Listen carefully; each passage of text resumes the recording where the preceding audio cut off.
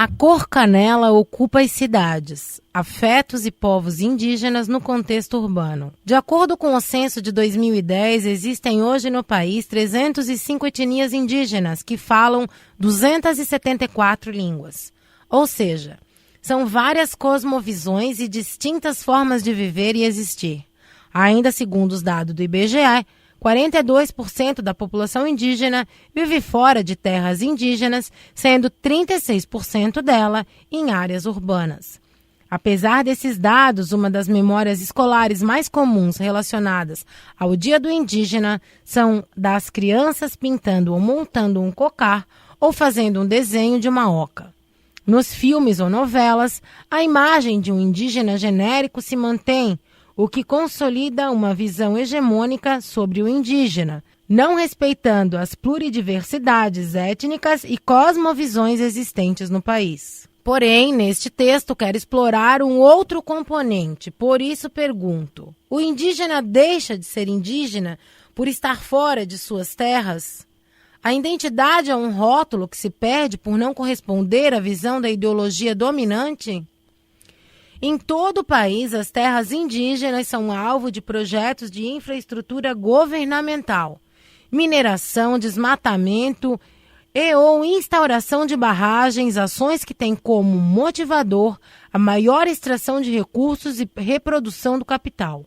Um dos casos em Santa Catarina é a terra indígena Xoquileng Laclanô, atingida pela barragem norte que alagou as terras e modificou toda a estrutura social e comunitária, impactando também na agricultura e na pesca, o que inviabilizou a vida como conheciam até então. Ressalta-se que a barragem matou o rio, destruiu as casas e os locais associados às memórias dos povos indígenas Xoquileng Laclanô. Esses projetos afogam e destroem a cosmovisão desses povos. É uma morte em vida que sustenta e mantém o genocídio iniciado com a invasão do Brasil e que continua até hoje. Com isso, há um processo de guetificação e invasão nas terras indígenas, atacando as suas terras e afetando a forma como vivem. A partir dessa realidade, em busca dos seus sonhos, geralmente vinculados ao trabalho e ao estudo, ocorre a migração para as cidades. Portanto, o motivo da migração é também um efeito do processo de instauração desses projetos que invadem seus territórios, porque o impacto disso é até hoje vivido por esses povos. Terras inférteis, estrutura social alterada, a impossibilidade da pesca ou ainda as constantes invasões às suas terras. Ao migrar, os indígenas vivenciam outras afetações, pois aos olhos do Estado e para a maioria da população, a identidade é estática e atrelada ao território, onde se espera um sujeito indígena com cocar, descalço e alheio aos artefatos tecnológicos. Por isso, não raro, a reação irônica e espantada de "mas índio com celular? Ou índio com carro?" Consequência dessa cristalização estática da identidade indígena, acredita-se que o sujeito deixa de ser indígena por viver no contexto urbanizado. Diante dessa realidade, tais populações sofrem pela subcidadania, marcada pela perda do direito a políticas públicas como indígenas, e vivenciam principalmente o que Savaia, 2001, intitula de dialética inclusão e exclusão social. Esse movimento também gera o sofrimento ético-político, que, segundo Savaia, é a dor que surge da situação social de ser tratado como inferior, subalterno, sem valor, apêndice inútil da sociedade, e a dor da contínua negação da cidadania imposta socialmente que não possibilita a esses povos se apropriarem da produção material, cultural e social e de se expressar livremente seus desejos e afetos como indígenas. Portanto, a inviabilização do Estado para com o indígena é perversa, pois nas terras indígenas o Estado continua colonizando esse território com seus projetos de infraestrutura e na cidade o indígena não pode existir como tal, sendo invisibilizado.